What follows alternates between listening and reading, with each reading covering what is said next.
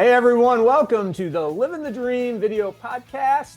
This is episode number 35. When I think back to my childhood, a couple of running backs come to mind with that number. Neil Anderson, my first favorite player with the Chicago Bears, and Christian Okoye, the monster, the Nigerian nightmare for the Kansas City Chiefs. But we got a big basketball fan with us today. So why don't we make it Kevin Durant or Reggie Lewis, a couple other guys that I appreciate. With us, Justin Margolius. He's a weekend sports anchor and sports reporter in Lake Charles, Louisiana, KPLC television. Justin, thanks for making time for us today.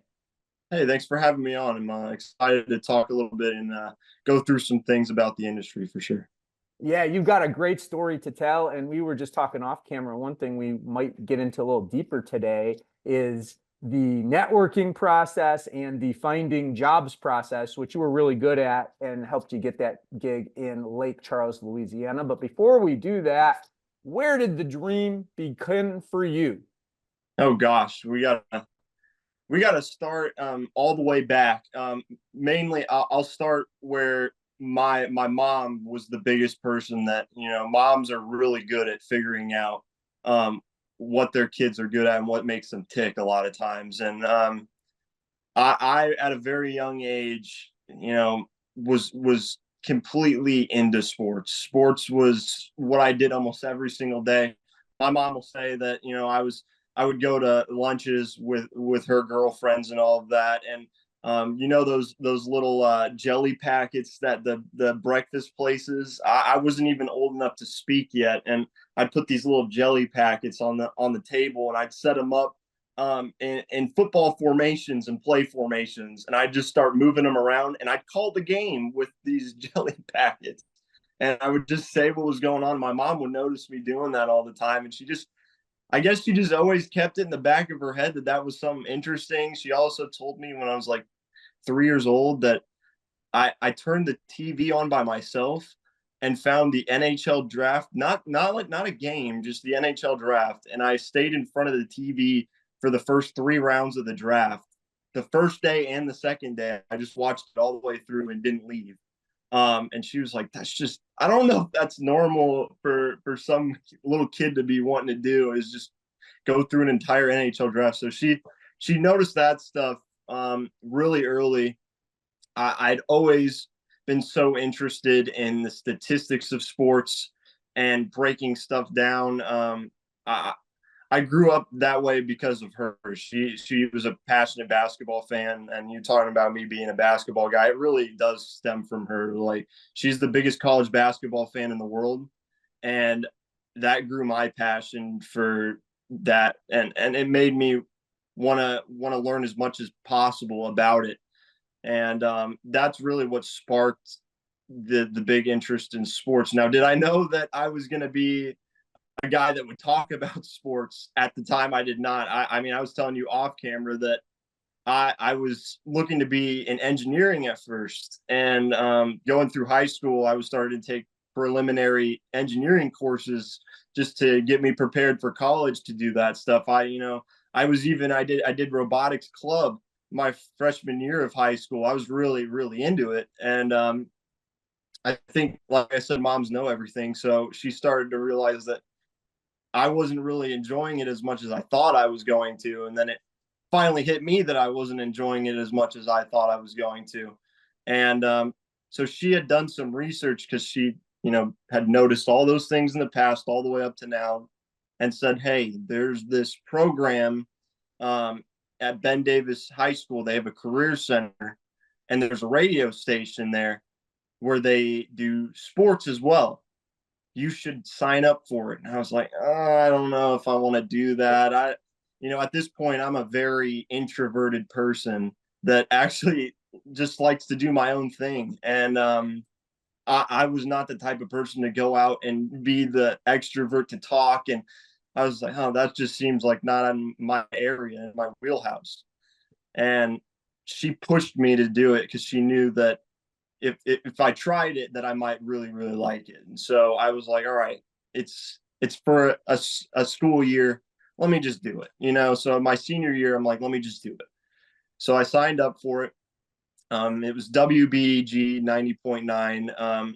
a station that allowed students to get on the mic for the first time, and they had a GM there that was really good. John Easter, he's a great guy, has a lot of experience in the industry, and has helped a lot of people get through that station. There's a sports director actually that's retiring out in Indianapolis. He works at WTHR, and he was there for years. He's retiring this year, and he went through this program. And so there's just a feeling early on when I spoke with him that this was going to be something pretty cool and interesting. And from the start, he put out a sheet and he said, "You want to sign up, come up to the front of the classroom for radio broadcasts." And this was stuff that you do outside of school. Like, you'd have to take your own time to do it all the time. You wouldn't get paid for it, obviously. And so I signed up because I was like, yeah, sure, I guess I'll do a couple of games, do play-by-play and color commentary for some basketball games and stuff. And little did I know that I would do like 100+ broadcasts with that station, doing football, basketball, baseball, softball. I got so involved in it. I loved it as soon as I started it. And Magic Run, somehow this definitely helped with me wanting to do it in college. The basketball team that year for the high school that we did radio for was not very good the whole season. They were pretty average, and they won all the way to the state championship game all of a sudden out of the middle of nowhere. They beat some of the best teams in the state. They beat guys that became really good basketball players at the high major level. Keon Brooks, they beat in the state championship game. He went to Kentucky, and now he's at Washington. He just finished at Washington. We won all the way to the state championship, and I got to broadcast a play-by-play game at Bankers Life Fieldhouse at the time. That was huge. I remember going through the tunnel there and where the Pacers play. And I was just sitting there going, man, this is something that I really want to do. You know, I think that's the big moment where I was like, this is something I wanted to do. And John really, really helped me grow that passion and gave me the confidence, you know.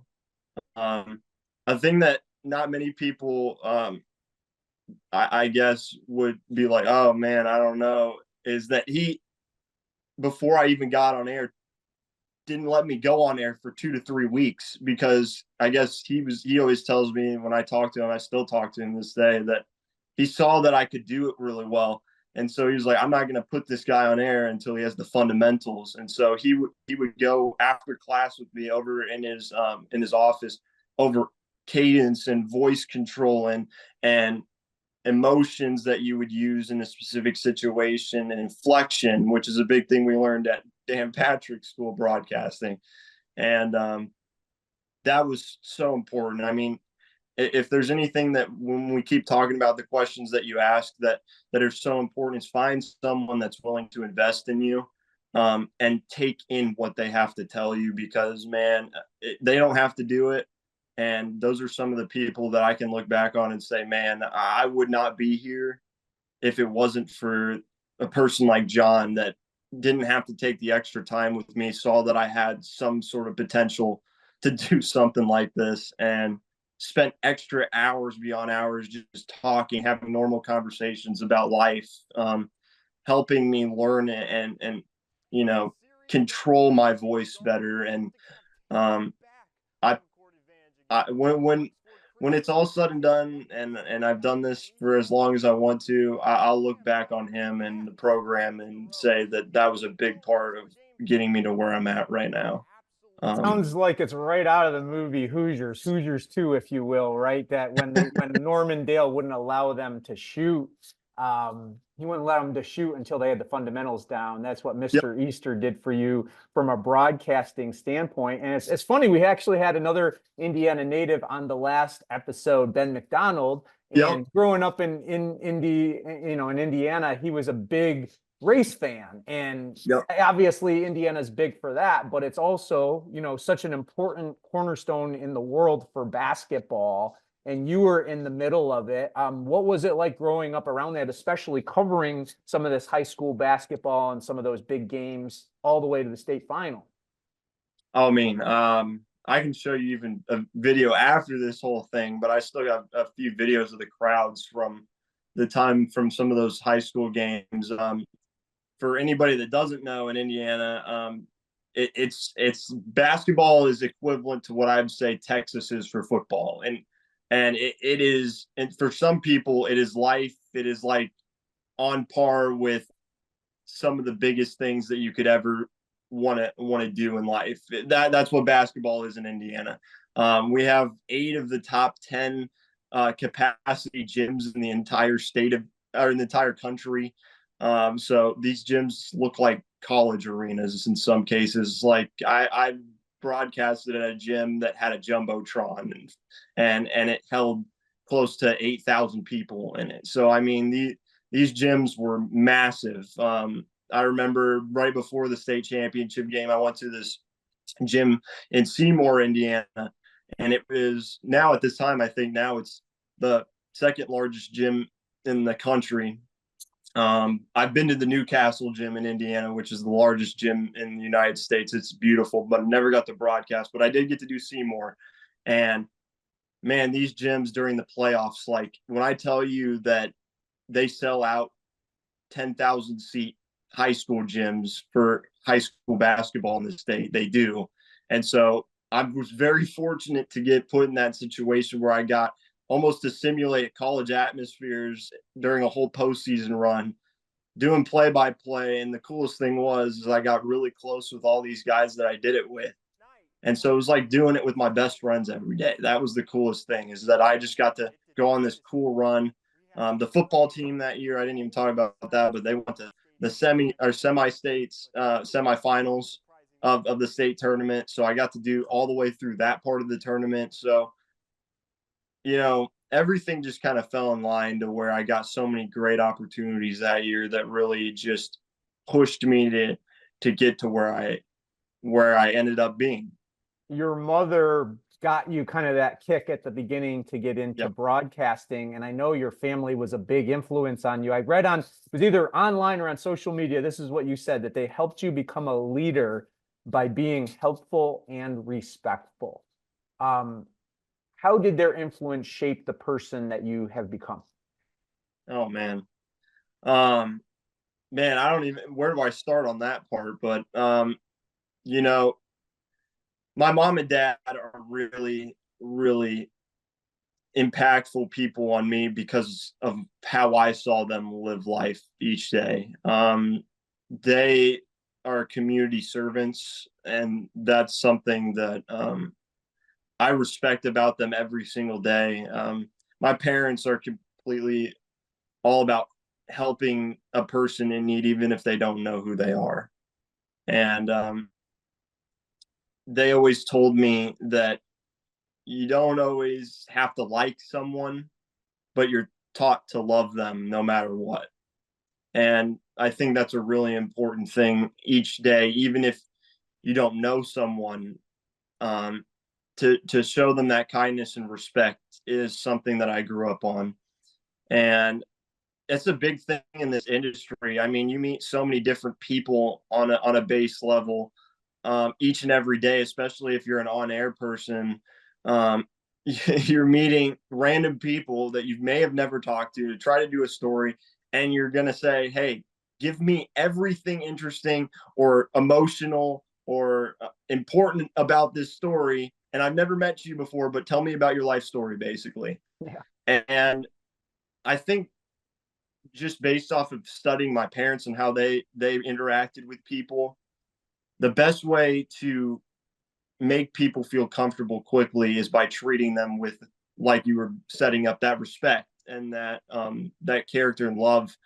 And that makes them feel open to be able to share things that they might have not told another reporter or told someone else that they were trying to do. And you might get a story that you never expected to get. I know we talked about that in the Dan Patrick School of Sportscasting. A lot of times you might go in with one idea for a story and they might give you a total another one because you unpacked something that you never even knew was underneath all that. So the biggest thing from that is just you never know what someone's going through.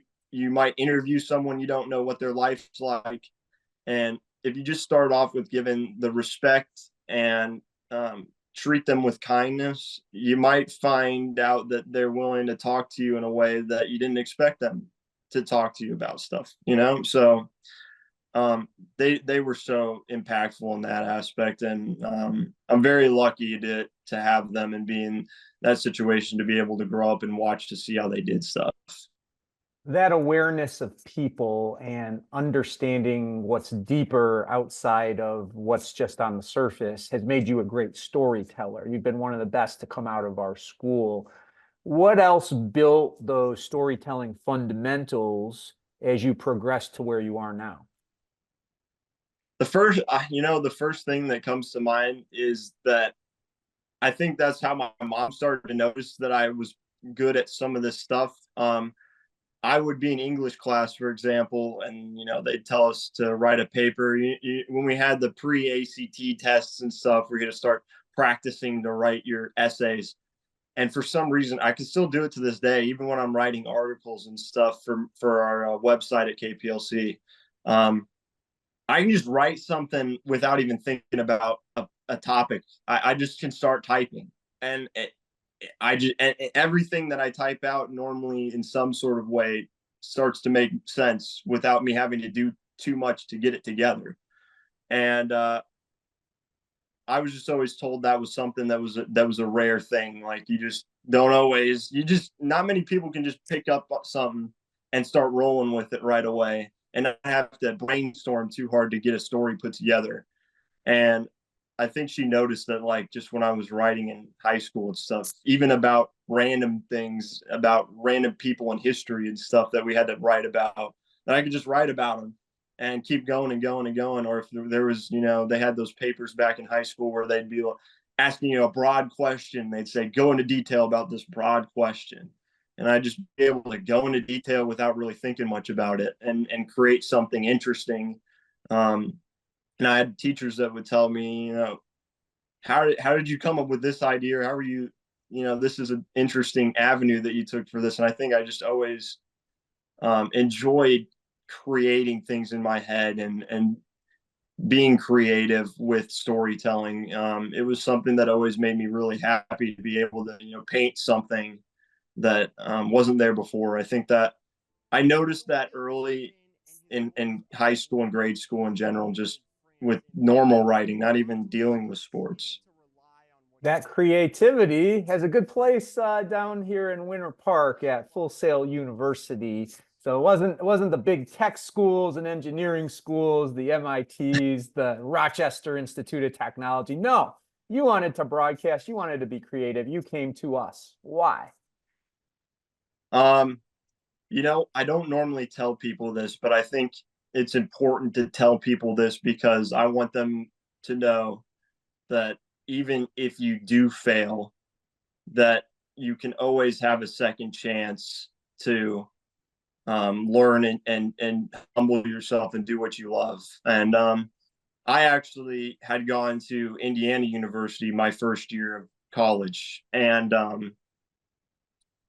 sometimes you just don't find the right college for you. I grew up an Indiana University basketball fan my entire life. I've, bled. My mom always said that our family bleeds crimson and cream. We're the biggest IU fans, and so my whole life I wanted to go there, and it didn't work out, and I didn't put enough focus into my schoolwork, and that was something that at the time I didn't really truly understand and care about. And so I went back home after that, and that's a tough thing to do sometimes, is once you've gone to the school that you thought you really wanted to go to, and then it doesn't work out the way you want, and you're taking a year off now from school, it doesn't always work out the way that you want to in life. And I remember those days going back home where it was really tough to just look myself in the mirror and say, I'm really being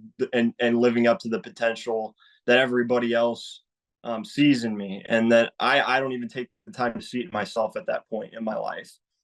And one of the greatest things that ever happened to me was during that time I worked night shifts at UPS, and I figured out really what a true work ethic is in that scenario. And then my mom started telling me about this school that had just opened up called the Dan Patrick School of Sportscasting, that was very much in its infant stages at the time when I heard about it, and they were just starting to get their first couple of classes going and through. And she just kept putting this in the back of my head over and over and over again. And I was starting to grow back to becoming the person that I was before I left, a little more confident again when I left high school the same way. And so I finally started researching in this school called the Dan Patrick School of Sportscasting. And after doing that, crazy enough, this is how it worked out. I went in the summer after college, after working in UPS, I went on this trip called the Orlando Project. It was just it was just a thing where you could be with college students, and it was working on character development and a lot of great things in life to get better at. And I was close to the school at that point. I was, just 30 minutes down the road. And so my parents said, well, how about we fly out? We'll fly out and meet you there. How about we take a tour of the campus? So I was like, you know what? Yeah, why not? Let's do it. Let's do it. What's going to hurt here? And I remember taking the tour, and I I don't know if you remember this, and I've talked to you about this before, but I don't think you do. But a lot of times you did the one-on-one group meetings with all the new students that had a possibility of going to the school. And for any of you out there, Rishi happened to be the guy that was there with Mike Stitton, sitting there telling us the vision of the school, and then taking us on a tour and helping us tour the studio. And Gus happened to be sitting there. I remember he's always sitting there in the back of his plastic chair with his leg crossed, watching everybody. You know how it is, Rishi. He's always the observer, and he waits to kind of tell you what's going on. But I remember getting there, and you guys, when you always do your tour, let people on the desk. You always allow people to do a walkthrough. I don't even know if I remember what the script was that we read, but you always allowed us to have an opportunity to feel what it's like to be there. And you and Mike and everybody that you sold me on it that day. You sold me on, the biggest thing was you sold me on a second chance to get to really go after what I love to do. And after that visit, I was locked in. I had to be there. I knew I had to, and I knew that second chances don't come often, and I was going to take advantage of that second chance. Well, I don't know if you've heard the name, but there was a guy named Larry Bird who started out at Indiana, and he left, and then he decided he was going to try again, and I think things worked out pretty well for him. And now you came from that visit and your background, everything that you just spoke of, and I appreciate you sharing, by the way. And you ended it about 2 years ago as the valedictorian at Full Sail University. So looking back full circle on all of that, what did those couple of years with us mean to you? Oh man, everything. I mean, the relationships that I built, the opportunities that you guys provided to me, the friendships that I made there, the confidence that I got back in doing this and being in this industry, it is invaluable. I told you already about the radio station and how that kind of grew my passion, and Full Sail was once again a place that rekindled that passion once again. And it felt very similar to when I was, at those high school days, just at a grassroots level, just having fun with my friends every day and getting to do something that I love to do. And so it was very easy for me to want to go to school every day and be able to learn more and ask questions. And the biggest thing, I know that this school has big plans to grow. So I know you want to keep it as personal and one-on-one as possible. But that's something that's invaluable from any other school that I'd ever talked to, or Indiana that I'd been to, is that one-on-one help. I mean, at some of these schools that I've been to, they're great schools. They teach you so much. I have a ton of respect. I have friends from so many great programs that have done a lot of great things in their career so far that did not go to Full Sail. But in those situations, a lot of times you're with hundreds and hundreds of other people in one set of classes, so you don't really have that time to ask questions about how do I do this in a stand-up, or how do I format this in a rundown, or how do I carry this presence, or how do I put together a compelling story. You just kind of have to figure those things out some ways on your own when you're at a school like that.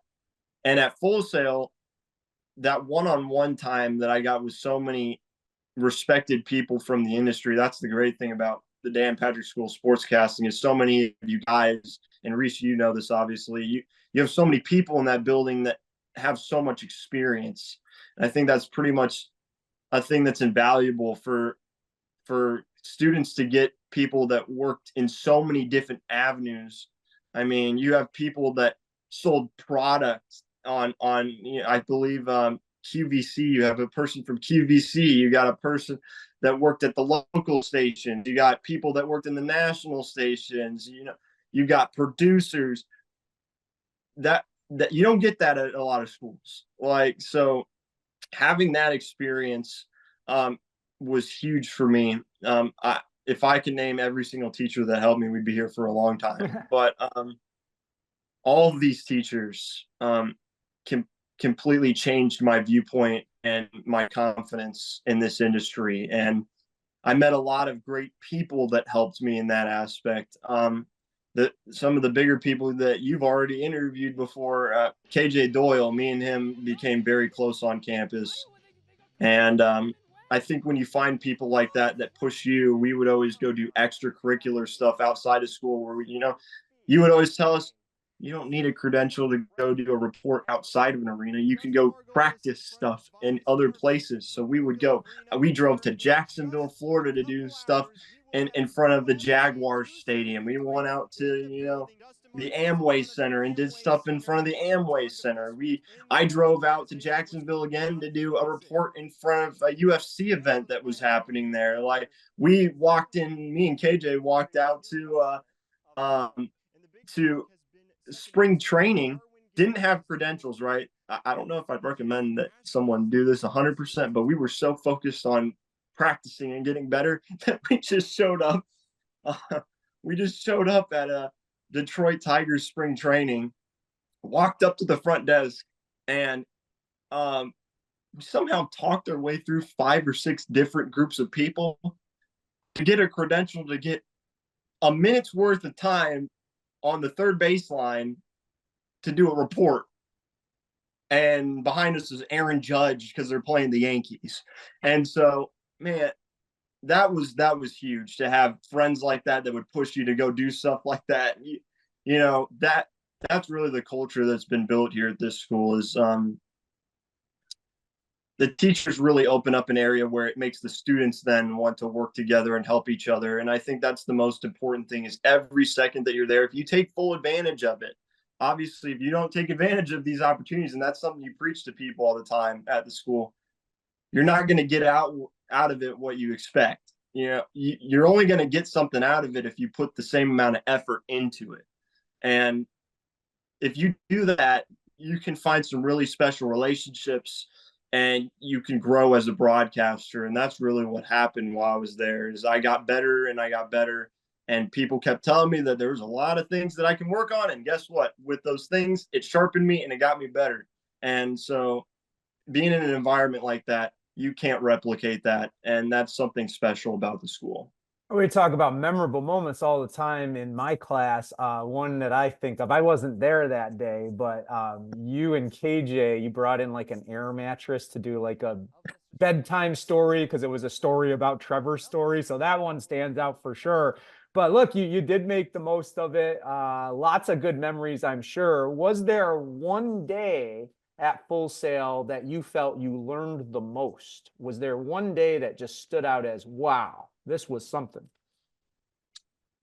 I think Gordy Hershiser has this day where, and if you're a Full Sail student that's already made it through this, you know the day that I'm talking about, where he tricks you and takes you out back out into the parking lot, and he knows exactly what he's going to do, and all of a sudden, somehow, some way, shape, or form, a random class appears with your class, and you don't know what the heck's going on, and he puts all of you in a row and says, set your camera up. You got about 2 minutes to do it and come up with a report, basically. And it's like, bang, bang, bang. It's happening real fast. He gives you the subject. You got to come up with it. And then you set up, and he still doesn't tell you what that dang class is doing over there. Like, he won't tell you because that dude's stone cold. Like, outside of class, that dude's he's the nicest guy ever. He's hilarious. If he hears this, I loved his class, and I really enjoy talking with him. And all of a sudden, you start doing your report. You go 3, 2, 1, go. You're on. You're starting to do your report. I can't even tell you. I was so distracted during it. I can't even tell you the report that I was doing that day. And he brings all of these classmates in from a different class, and he'll say, get next to them, get in front of their face, jump across the screen, get in their ear. There were people all around me, like 4 or 5 people just screaming, yelling, touching my microphone, trying to take it from me, and getting in front of the camera, getting behind the camera, moving the camera. And that was one of the better experiments, I think, out of any of the classes that you can get at that, because you really, and we were talking about this, you cannot replicate being in an atmosphere where you don't know what's going to happen. And I've had countless times at baseball games and just at a small market so far where people try to do things to get a hold of your mic, or they try to do things or try to get on camera, and you just got to roll with it, man. Like, you just got to roll with it. And that was a nice lesson. It happened only one time he did it, but I think it wasn't about learning how to be in those situations. It was about saying, this is a real thing that you have to learn. And it gives you a wide perspective of, wow, okay, this is something that I need to get better at here, because this is going to happen on a regular basis sometimes when you're trying to do stuff. And distractions are a big part of anywhere out in the world. You walk anywhere, there's noises and stuff going on and events. And, you might report, and there might be at a game, a concert going on during one of your reports randomly, and you somehow have to make it work. Like, that's just part of the job. And I remember that and being like, that was the thing the first time I was like, whoa, okay, there's some things in this job that take a lot of practice, take reps at the camera, and something that you have to get comfortable with, or it's going to be difficult. That's Justin Margolius. He's a sports anchor and reporter in Lake Charles, Louisiana, KPLC television. And there are a lot of moments in this industry, Justin, where the pressure hits you, especially if you have seen something that you don't expect, like what you were just talking about with Gordy. And I think our goal is to prepare you for as much as we can, because it's easy to freeze in those moments. So whether it's doing that or going through the breaking news activity you did with me, or whatever it is, we're not prompter stopping, huh? Yeah, okay, we're not going to talk about that one. We're not going to talk about how I did on that one. That's fine. But no, prompters going down wrong, clips rolling, whatever it is, we want you to feel like you've seen it before, because you're going to run into issues here and there as you go along with it. What areas did you see grow in yourself, not only as a broadcaster, but as a person during your time at Full Sail? I think the biggest thing, and I've kind of harped on it a few times just in this short amount of time we've been talking, but confidence. Confidence is what breeds a lot of the other things that you can be very good at in front of the camera. And I won't even go as centralized as in front of the camera. Confidence is important for any position that you want to do in this industry. If you want to produce, if you want to direct, if you want to be a floor director, if you want to be a camera person, if you need confidence in your job. And confidence was the biggest thing, like I said, that I learned from Full Sail, that I didn't get from my other experience. And I think that goes through the amount of reps that you get through doing things, the real hands-on experience that you get in all of your classes. Um, when I went to my first job, got to the station the first day, and I got thrown in there literally a couple weeks before high school football season. And Rishi, this being a local reporter as well during your career. High school football, you got to know everything. You got to know all the teams. You got to know how to pronounce all the teams right. Don't pronounce them wrong. And you got to know it quickly. And so I didn't have the luxury of having 4 or 5 months to learn these teams through baseball season. I was thrown right into football season. And so I backtracked to how Full Sail helps is they put you into so many different scenarios where you keep doing things like that, and you keep getting in front of the camera, and you keep learning new techniques, that by the time that I got to that point, as much as it felt a little bit overwhelming to learn that amount of stuff, I felt prepared. And though I came to that station at a very, very needy point of time where they needed to have me ready to go, I felt prepared. And if there's anything that I can tell people that are even thinking about going to this school or are in this school right now, like I keep saying, take advantage of it, because I can really say from personal experience that I'm a person that has seen the stuff that I do at the school pay off when I get to the actual field and work in the actual industry. And I was obviously still nervous, and I still had a lot to learn when I got there, but it's a head start, and it makes you feel more comfortable. And like I said, the confidence was the big thing that built, because as soon as I got there, I was confident and I was ready to go. And even though it seemed a little bit overwhelming, I still had that confidence that was built up from the instructors. And like I said, the people that I worked with every single day at the school. And you can't get that anywhere else, from at least my point of view. I don't believe you can. And that's something you've got to take advantage of, because once you get there, you can't simulate it. Once you get into this situation, it's go time, and it's all on you. You got to do it. You got to pull your weight. And this school, it makes you learn how to do things, and then it allows you to just go and do it and go on autopilot sometimes, to where the distractions that might affect you don't affect you as bad from the things that we've learned. And so just do the things at the school to the best of your ability.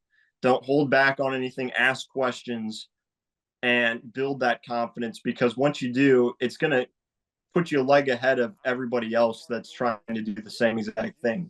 I might not be perfect at the beginning. I wasn't perfect when I got there, and I'm still not perfect at all. And I might not ever be perfect. Nobody really is. But if you can get an advantage by working hard at Full Sail, then it'll make that a lot easier of a transition once you get to that first job. Well, you got your degree. All of that stuff helped. Now you got to get a job. And that's not the easiest thing to do in this industry, especially an on-air job in sport. But knowing what you do now, based on your experience trying to find your first job, and then everything you've learned since you've been in the industry, what advice do you have for others who are trying to use their degree to earn a seat at the table in sportscasting? The first thing that I want to say before I get really into the detail of what are the most important techniques to get there is the biggest thing that I learned from searching for a job is patience. We've talked about me and you have talked about this countless times, but it's great that a lot of people that went through the school might have gotten a job even before they graduated the school. And there were people that did that. And I can only speak on my experience. And I've talked to you about this before, but I was seeing some people get jobs, and it made me feel this pressure to say, now it's my turn to go get a job. I got to go do it. I got to get it now. There's got to be a job available for me to go do, and I can get it. And now that I've had a couple years removed from that situation and, starting to get back into it again, I have now an opportunity to take a deep breath and look back on that and say, patience is the most important thing. Take a deep breath, because if you're talented, if you work hard, and you're putting a lot of time into creating relationships and being proactive and looking for something, that at some stage or level, I believe personally that it will happen for you if you work hard enough to go get it.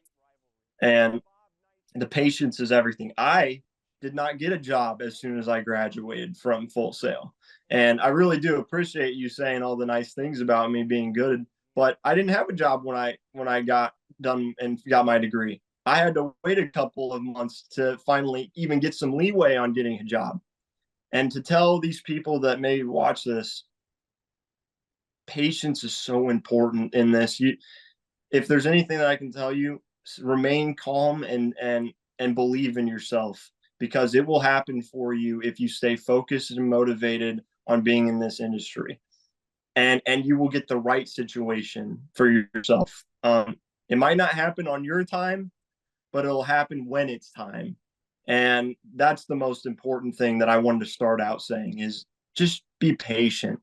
Be patient. View all the options that you get. Don't be so quick to maybe take one option when, if you could wait just a little bit, you might have another option. Keep your options open, because that first job is really important in your development. It allows you to make mistakes, and you want to go to an environment where you can make those mistakes and they support you. And so, first things first, take your time on the process. Now we can get into a little bit of the details, and I'll be quick because I really wanted to harp on that, because I feel like that's something that's super important that maybe some people don't think about. So be patient, but once you've been patient, the things that you want to get involved with is first, it's all about networking. You have to network in this industry. I learned very quickly, you can't just throw in an application and expect to get a job, Rishi. I know that's shocking, but you just cannot fill out an application and say, all right, here, they're going to see me. So what does that mean? What does it mean to network? Like, specifically, how do you do that? I'm sure you can break this down with students too, because you were one of the biggest people that helped me, or at least helped simplify the idea of what needs to happen. But they'd rather hear it from someone who's doing it, that's been in their shoes. I'll take a page out of your book here and say that you want to reach out to, how about reach out to 4 to 5 people a week, right? That you may have not known. And we always say this, 15, maybe 20% of them might reach back out. You might get less than that. But if you keep on sending messages, you might get someone that does send something to you. And then you might have an opportunity to learn who they are. And they might not have a job for you right now, but they might have some really invaluable advice to give you. And that's the most important first thing that you want to do, is reach out to people, say, hey, I'm a student that's just graduating. I'm trying to find my first job. Do you have any advice for me? I really respect your opinion. I really respect what you bring to the table. Can you just provide me with some advice on how to get into this industry and how to get into the infant stages of this? A lot of times, 20 to 15%, like I was saying, will send messages to you to help you and give you that advice. And now, once you've gotten those messages, it's your job to, every week or so, keep those relationships. And that's an important thing that we've even talked about, is keeping those relationships, working on those relationships. And you might never know what happens. In my case, my first job, this shows how important relationships are with your students. I had a couple options that I was looking into, and all of a sudden I get a call from KJ Doyle that says he had some opportunities that he decided to go a different way, and they were looking for a reporter. And he was like, they didn't promise anything, but they're looking for someone to get into the interview process. And he said really nice things about me, which I really respect him. And I'm so thankful for him doing that. But he got me involved with KPLC, and things started moving, and it just takes that one person to help you have an opportunity. And so it's going to come at the moment where you least expect it. I think a lot of people in this industry say that those jobs always come, it seems like, when you're not expecting it to happen, or they come from the most expected situations. Like it's going to come out of the blue, and you just need to capitalize on that. Be confident in the interview process, be confident in yourself. Tell these people, sell yourself on what you bring to the table.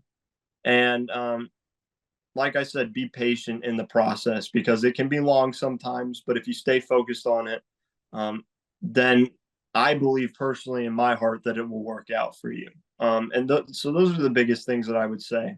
Just keep those relationships, keep your skills sharp, and keep practicing, because that opportunity is going to come, and you need to be prepared for it and know what you're going to do when it does come. And so those are the biggest things that I could say. That opportunity came for you. You did capitalize. You are working in the industry. What's it like living the dream now? Oh, man. You told us it was going to be difficult, which is true. It is a demanding job, but that's what makes it so much fun every single day. The great thing about being a reporter or a producer or anything at the end of the day in this industry is that you get to be a storyteller. And there's not very many jobs that you get to do something like this. And for me personally, it's just so special to be able to tell people's story. I always say, like, my goal is to be not a personality, but to be the megaphone for an athlete. I want to be able to personify and express their deepest stories. And that's the coolest thing about the job. I was talking to you about this earlier as well. You can go into a story having one idea and one angle. And if you talk to them and use your communication skills well with them and make them feel open, then they might give you a totally different story that might be special. And I think those are the coolest things. Obviously, getting to do the big events and getting to be in front of crowds. I got to cover the Astros during their playoff run. I've gotten to do college basketball games. I did LSU women's basketball during the NCAA tournament when they won a national championship. Those are all really cool. But at the end of the day, the coolest thing about this is that we get to tell people stories and get to make it relatable for everyday people, to make an impact. Because I remember when I was a little kid sitting on the table at the TV and seeing stories being told about people doing things, and it inspired me to do stuff. And so really at the grassroots level, that's the coolest thing, is that you're getting to help impact people on a daily basis through your storytelling. And there's not any jobs like that. I love it every single day. It's hard work. It's high stress. If you want to know how it is to a detail, I've had situations where, I did an LSU baseball game one time, and Rishi, I had to have a look live ready in 15 minutes. I had to have my report. I just finished interviewing the coach, and I'm running up to the press box where my stuff is, and I'm editing this thing in 15 minutes. So when they're teaching you how to get stuff done really quickly on a timely measure, you really have to learn. And I don't want to say that to get people anxious about it. I want to say that those things, when they're trying to say, hey, we're trying to get you to be quicker in this, we're trying, keep working at this, it really is important, because not always are you going to get a 15-minute deadline to get something put together to send it on air. But you have those situations, and they're hard to get through. But at Full Sail, I learned a lot of things, and like I said, if you take full advantage of that, then you can get through those situations. And I turned my stuff in, I think, a few minutes before, so I still had a little extra time to even get it turned in. And I credit that to Full Sail, because they put me through a lot of situations where had to learn how to do that stuff. And it's a privilege at the end of the day to be in this industry. There are a lot of people that apply for jobs in this industry. And so if you're fortunate enough to get into this industry, remember, even at the smallest level, that you are fortunate and blessed to do this.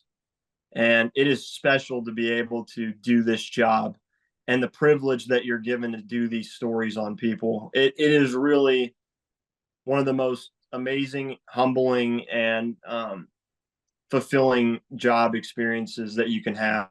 And at the end of the day, I just tell you, be thankful for the opportunities that you're given, because it is really special.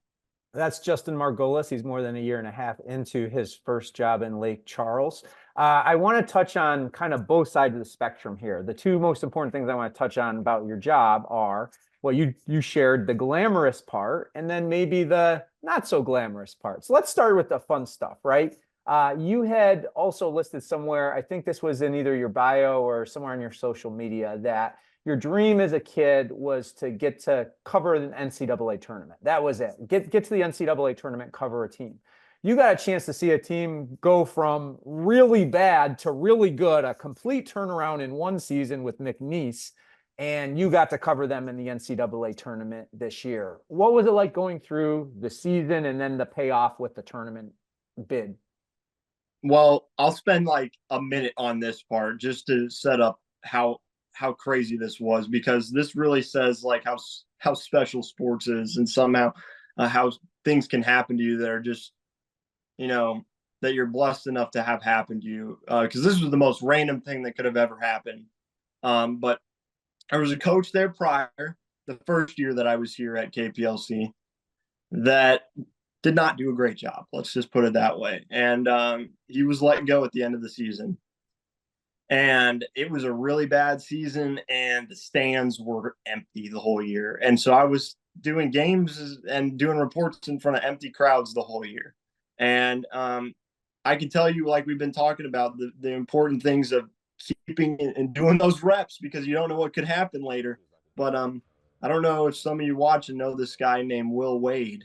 But Will Wade is a pretty big basketball coach, and he had a little thing happen at a school called LSU where some things went down, and he was released from the school, and he had taken a year off from coaching basketball. And he had a really good relationship with the athletic director at McNeese University, which is the school that I cover for athletics on a daily basis, named Heath Schroyer.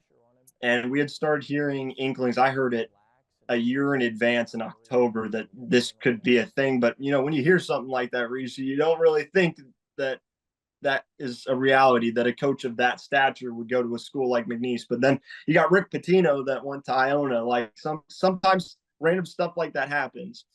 And I remember, this is a funny thing.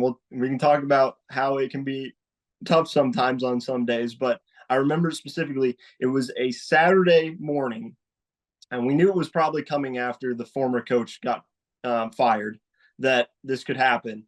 I got called at 5 a.m. and had to wake up at 5 a.m. to a call saying, get your stuff together, get dressed. You're going out to the airport in the tarmac. Will Wade's going to land in a couple hours. He's going to be the next head coach of McNeese basketball. And it had become very real at that point that this was a thing that was happening. So, I get my groggy out of bed, I get up out of bed, I get all ready to go. And I'm out there on the tarmac, and all of a sudden a private plane comes in, it lands, and we weren't going to do any interviews that day, Rishi. And I had been told by the SID all day that no interviews were going to happen. And at this time, Will Wade, I wouldn't say it was the biggest story in college basketball, but it was one of the bigger stories in college basketball at the time. This guy had been through a serious amount of things before he got to McNeese. And I didn't have much of anything prepared, but I did enough research on him with the short amount of time that I had, that when he landed, got off the plane, I finished videotaping him going and doing all that stuff and meeting all the people, that the SID at McNeese said, do you want to interview him? Actually, I think we can actually do an interview. And there had been bigger, I won't say who companies had asked to do exclusive interviews or try to get an interview with him, but there were people that had asked to do interviews that day with him, and they did not get the interviews because they said no interviews that day. And the SID, because I had a good relationship with them, said, do you want to do an interview with him? So I ended up getting the first exclusive interview with Will Wade and his return to college basketball, which was really cool. And so I'll fast forward through it. This program had won 11 games the year prior and had the biggest college basketball turnaround. I don't know the exact number of years. I remember I had the number during basketball season when I was a lot more locked into it, but they hadn't been to the tournament since 2002. I'll put that in perspective. It had been nearly before I was born the last time they'd been to the tournament. And they had a 19-game turnaround this last year and won 30 games.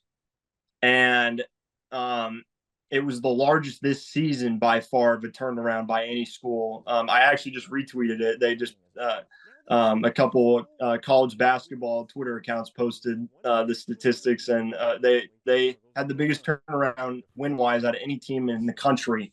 Won the conference tournament, and they got to go to the NCAA tournament.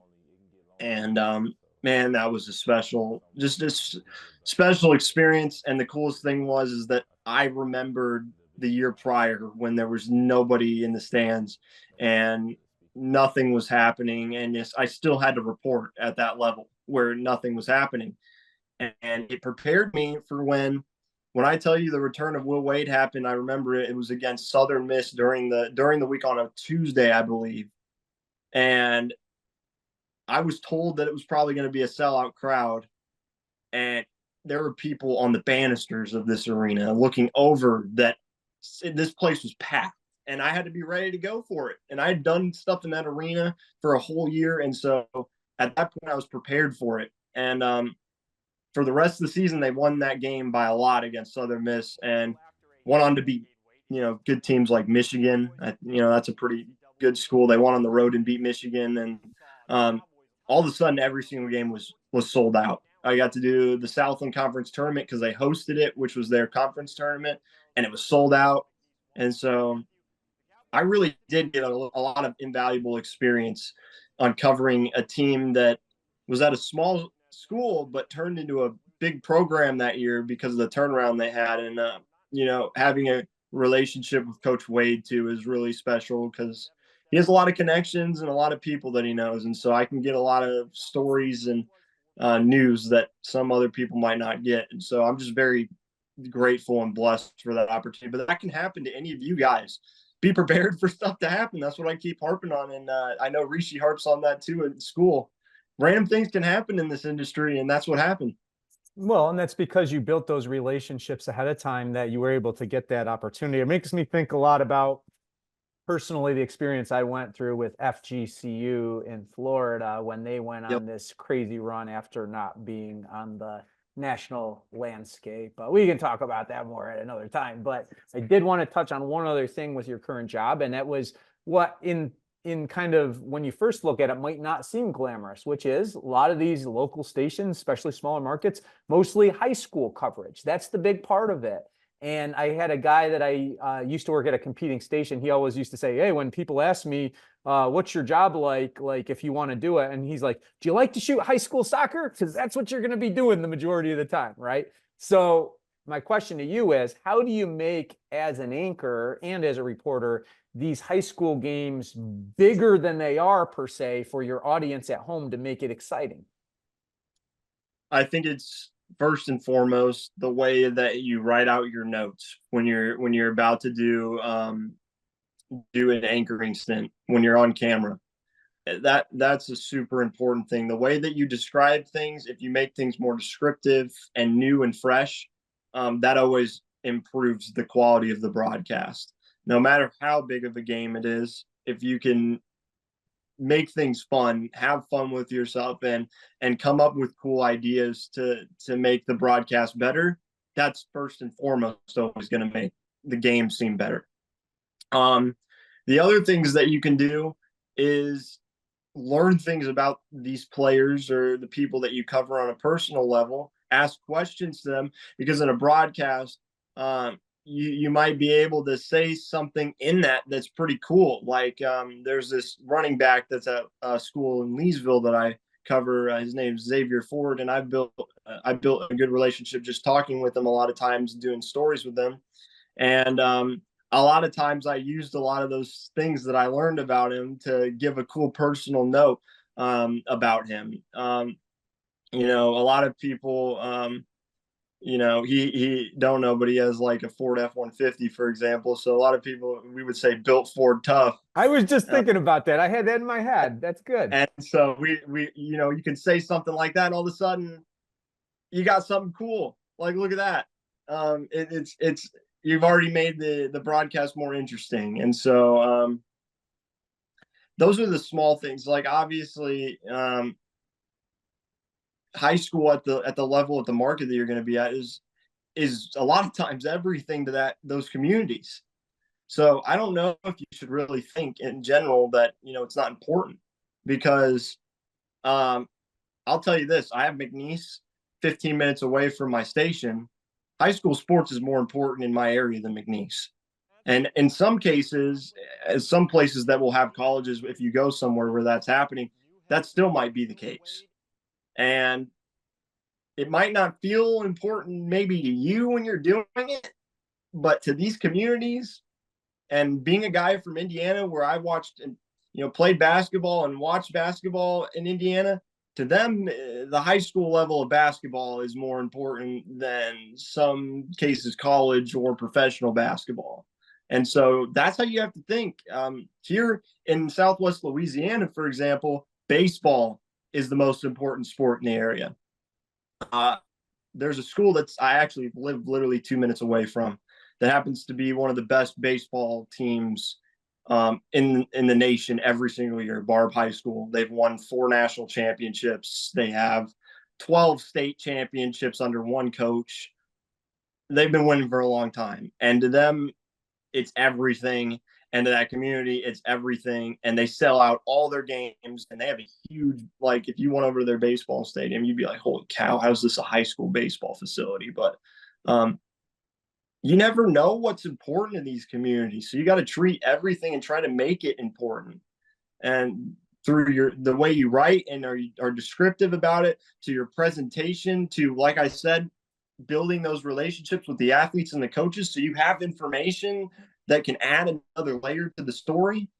All that stuff is really important, especially at the small market level, where you need to find those details to fill time, because sometimes you don't have those big events to where you can cover them all the time, where you can fill that time. You need to have stories and interesting things to talk about to fill your broadcast. For sure. Well, that leads us to our final big question. What are your future dreams within the industry?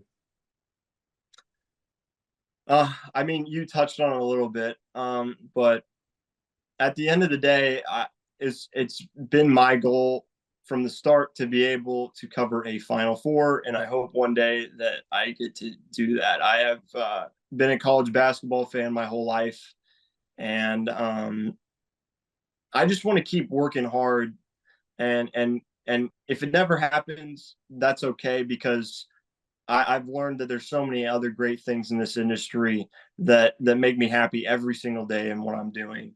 But I really, truly, in my heart, believe that I've already got to cover some tournament games, like, and it's my first job, guys. Like, if you can dream it, you can do it.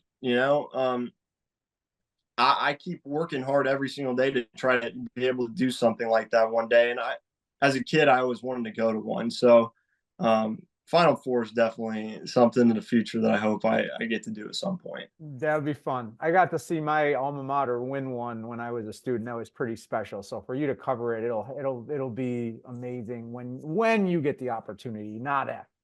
Okay, we like to end with the dream sequence. 3 quick questions. Want your quick answers. Question number 1.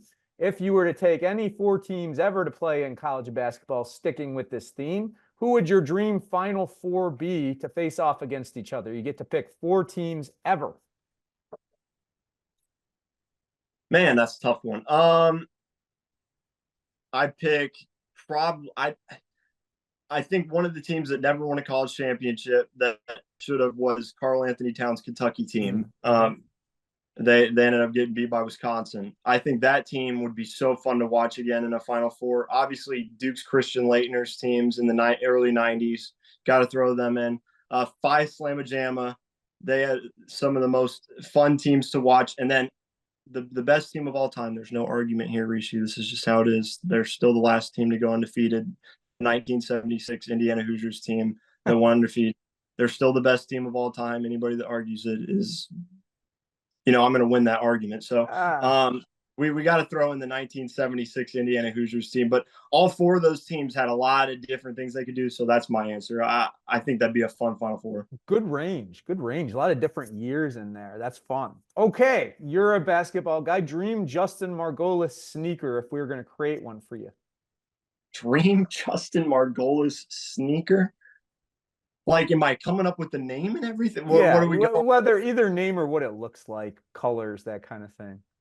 I'm a big loud green guy. So I think if I had a sneaker, I'm a low tops guy.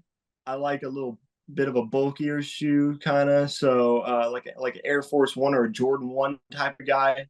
I wear my Jordan 1s a lot, so I like those. So maybe like a loud, like little subtle, loud green color to it. A little bulkier shoe. That might be kind of my style. Okay, I can see that happening. We'll call Nike right now. We'll see what they can do. Let's do it. Finally, dream one-on-one interview. Oh, man, you caught me at a good one there. I think the first person that comes to mind that I've always wanted to interview on a personal level is a guy that I grew up watching from the start, which is Victor Oladipo one-on-one. I've met him one time as a kid, and he was the most fun and exciting guy I'd ever been around. And so I think, with his singing and everything, and I could just get something really cool out of that. And he's such a fun guy to be around. That's one of the guys where I really found passion at a level for college basketball that I never had, because Indiana, frankly, just wasn't very good when I was young, and they finally became good because of him. So that would be a fun guy. I don't think the Magic have ever been the same since that trade. They traded him and Sabonis for Serge Ibaka, right? That didn't work out perfectly for them. So the Pacers keep doing trades like that, huh? Yeah. All right. That's it. With that, let's end with any final advice that you have for anybody watching this. Like I said, the main principle is just make sure that you stay patient.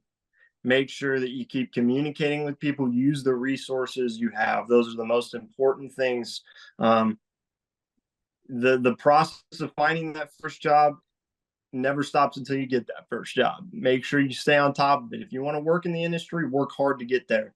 I have no doubt that all of you guys at this school, if you work hard enough, that you're going to have the chance to do this and do it really well. And so I wish all of you all good luck on the process of going through the school and finishing school and finding your first job. And I'm excited to see a lot more people from the school around the industry. I keep seeing a bunch of people. We have a article process that we can see all the articles from our other sister stations and our company stations. And I keep seeing Full Sail people here and there that author some of the stories that I'm seeing. So that's always a fun opportunity to see all these guys that I knew from the school. And I hope to see more people that get the same opportunity.